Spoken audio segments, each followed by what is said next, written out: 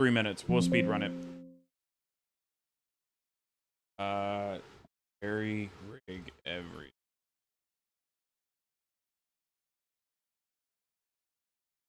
The Nintendo Switch 2.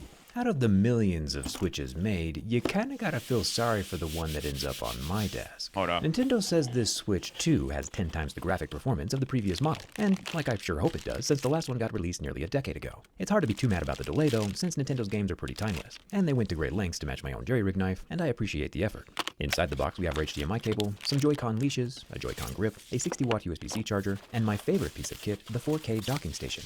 Breath of the Wild just got real. The biggest physical change, aside from the larger screen, is how the Joy-Cons attach to the Switch 2 body. They use magnets this time around, and you already know that we're going to find out how strong those magnets are, and how fragile that connection may or may not be. With the Joy-Cons fully inserted, it is possible to just rip them away from the Switch 2 with brute force alone, not using the release latch. These will never just fall out on their own, of course, but throughout my testing, sometimes I found it was just easier to pull them away. I might be a bitch, bro, because I could not do that. Just rotate the whole Joy-Con away from the body, and I imagine I won't be the only one just skipping the release button altogether as time goes on. Also, fun fact, Nintendo has apparently coated all of their game cartridges in the world's most bitter substance called denatonium benzoate. This is to deter little kids from eating it, and I can confirm it is negative amounts of delicious, and I highly recommend that nobody lick these things. There's a bit of a fiasco surrounding some of these game cartridges, since some only include a key to download a game rather than the game being loaded on the cartridge itself. And yeah, that's pretty lame. So keep an eye out for those. This particular yucky tasting cartridge does have a full game installed on it though, so at least with this one we can play instantly without a download. I'll lower the volume, and of course I'm Team Luigi, if you catch my drift.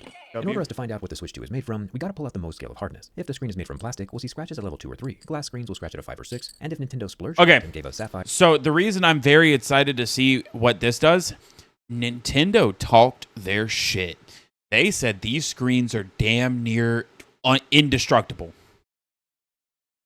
That would scratch at level 8 or 9. However, very quickly we see again that Nintendo has given us a level 3 plastic screen. This is not ideal.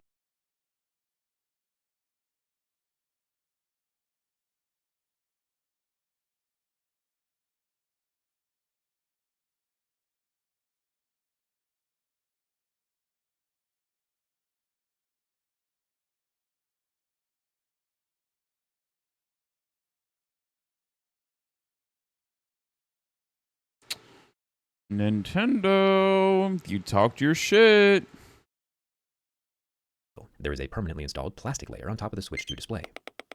This is not a temporary screen protector, it is extremely well secured and permanently affixed to the device. As you can see from my keys, anything metal that comes in contact with this screen will indeed leave a mark. Plastic objects, however, like my Lego or the docking station, won't leave any marks, but that also doesn't spark a whole lot of confidence. I understand that Nintendo is trying to keep screens from shattering by putting this plastic buffer layer over the top, but these permanent marks are going to be hard to swallow, and it's good to know that the screen of the Nintendo Switch 2 is going to be cosmetically damaged very easily. The only way to avoid marking up the soft exterior screen is with a glass screen protector.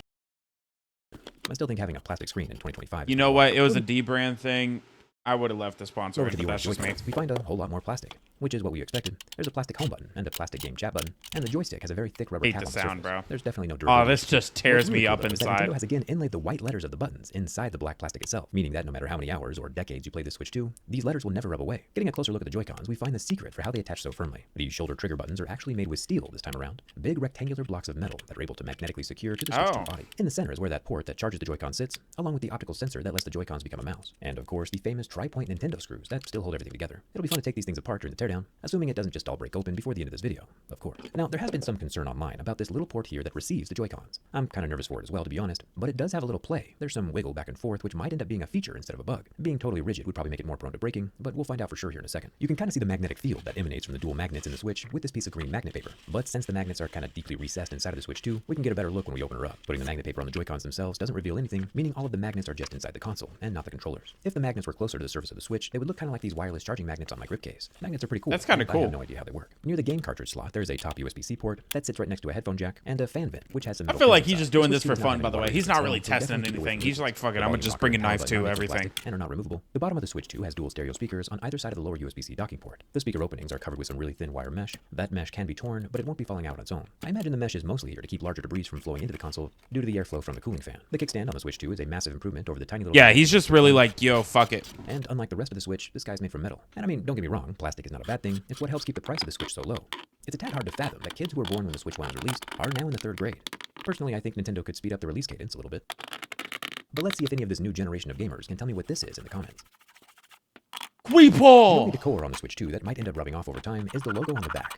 The logo just printed right on top of the surface. And I'm glad Nintendo didn't use the same kind of printing on the buttons. I'm now the only one in the world with a Nintendo It though, so that's kind of cool. And I'm not much of a traveling gamer myself. I leave my Switch docked to the TV like 99% of the time. I do, however, like that Nintendo made the Joy-Con grip look Okay, smarter than all allowing right. LEDs from the Joy-Cons to shine out through the center of the grip when it's Yeah, you connected. think it's The a grip is fucking also iron golem, surprisingly huh? strong, Ooh. locking out in every direction and not falling apart or releasing the Joy-Cons even under extreme pressure. So far so good. One thing I haven't seen anyone bring up though is that while previously the Joy-Cons would only mount to the Switch in one direction, this Switch 2, however, can mount the Joy-Cons on opposite sides, upside down, or even backwards. It's going to add a whole new level of difficulty to speedrunning. But today we aren't here to play backwards. The Switch 2 has a 7.9-inch 120Hz 1080p HDR display with twice as many pixels as the Switch from a decade ago. And don't try this at home obviously, but after about 10 seconds we can see from the pixels going black and recovering that the screen is an LCD. Kind of amazing that everything is still functioning even after all it's been through. Damn. That. But the worst is still yet to come. If Nintendo is only going to make one new So you're console telling me if I have a it needs to house be fire and it's structurally durable because of my enough to last that Switch, much I'll still have a time. And as screen. we can see from the first bend, when a lot of force is applied,